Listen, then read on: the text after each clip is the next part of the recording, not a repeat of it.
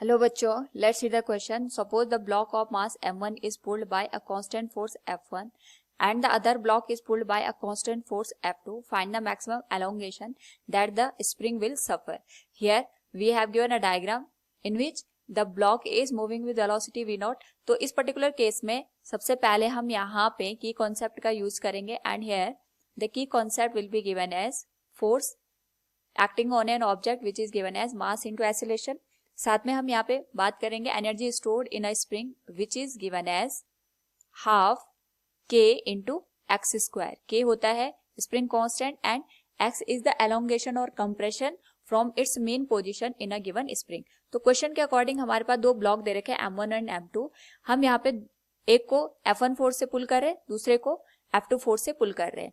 तो क्योंकि यहाँ पे हमारे पास जो f1 और f2 है, अगर हम इसको ऑब्जर्व करें, इस पे फोर्स F1 इस डायरेक्शन में काम करेगा, तो जो यहाँ पे हमारे पास दूसरा ब्लॉक है उस पे जो F2 फोर्स है ये इस डायरेक्शन में एक्ट करेगा. तो इसके करस्पॉन्डिंग क्योंकि हम F2 को इस डायरेक्शन में पुल कर रहे हैं, तो जो F1 है अगर हम इस पे फ्री बॉडी डायग्राम के करस्पॉन्डिंग उसको देखेंगे तो यहाँ पे हमारे पास जो F2 फोर्स होगा इसके अपोजिट डायरेक्शन में काम करेगा.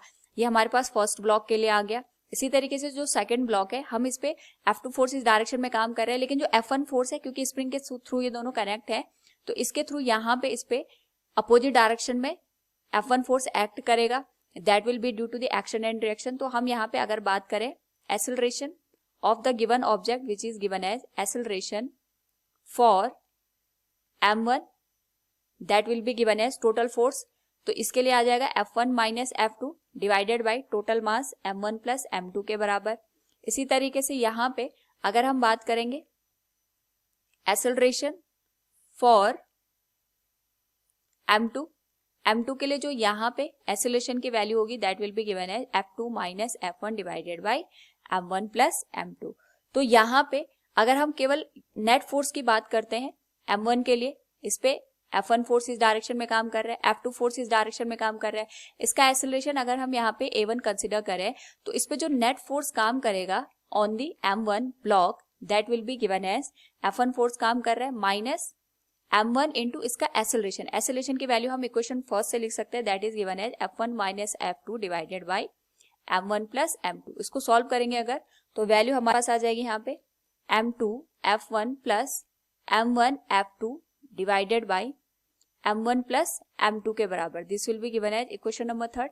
इसी तरीके से हम जो सेकंड ब्लॉक है m2 इस पे लगने वाले फोर्सेस को कंसिडर करें तो इस पे भी जो नेट फोर्स की बात करेंगे that will be given as force on block m2 will be given as F2 minus m2 into इसका acceleration that will be given as F2 minus F1 divided by m1 plus m2. तो इसकी जो whole value निकल के आएगी that will be given as m1 F2 plus m2 F1 divided by m1 plus m2. This will be given as equation number 4. Now यहाँ पे अगर हम बात करें हमारे पास जो टोटल एलोंगेशन आएगा स्प्रिंग में that will be given as x1 plus x2. क्योंकि यहाँ पे जो दोनों ब्लॉक है दोनों ब्लॉक को अगर हम ऑब्जर्व करें दोनों एक स्प्रिंग के थ्रू यहाँ पे कनेक्ट है, तो जो टोटल एलोंगेशन की बात आएगी in a given spring that will be given as x1 plus x2. तो इसके करस्पॉन्डिंग यहाँ पे अगर हम देखें तो जो हमारे पास x1 प्लस x2 की वैल्यू हमें कैलकुलेट करनी है, जो टोटल एनर्जी स्टोर्ड आएगी क्योंकि हम दोनों ब्लॉक को यहाँ पे पुल कर रहे हैं इन अ स्प्रिंग, अगर हम इसकी बात करें तो ये आता है हमारे पास half k into total elongation x1 plus x2 हो रहा है तो x1 प्लस x2 का whole square. This will be given as equation number 5. और जो ये यहाँ पे एनर्जी है वो हमने जितना इन दोनों ब्लॉक पे वर्क किया है उसके बराबर आएगी, यानी जो जितना हम इन दोनों ब्लॉक पे वर्क कर रहे हैं that will B force into displacement, उतना ही यहाँ पे जो एनर्जी होगी इस पूरी स्प्रिंग में यहाँ पे स्टोर हो जाएगी. Can say here total work on blocks will be equal to energy stored in a given spring.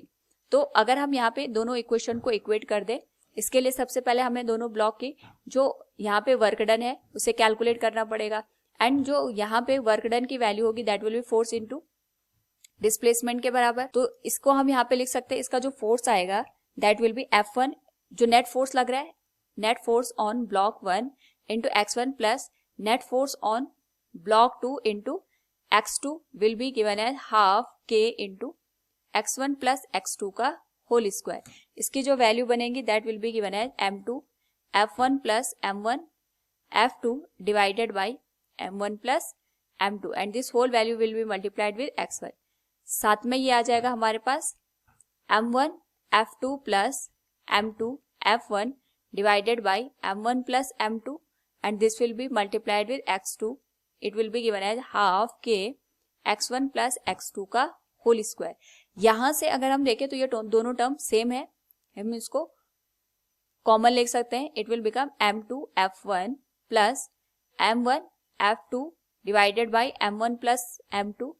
ये बच जाएगा हमारे पास x1 प्लस x2 के बराबर and this will be given as k by 2 x1 plus x2 का whole square. Similar term यहाँ पे cancel हो जाएंगे.